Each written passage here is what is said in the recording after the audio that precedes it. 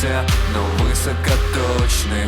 Даже не слышно, нас хотят уничтожить, но мы должны сохранить свои мирные лица. Наши мирные лица. Долгие годы прошли, но невозможно смириться. Победа случится, наша победа случится.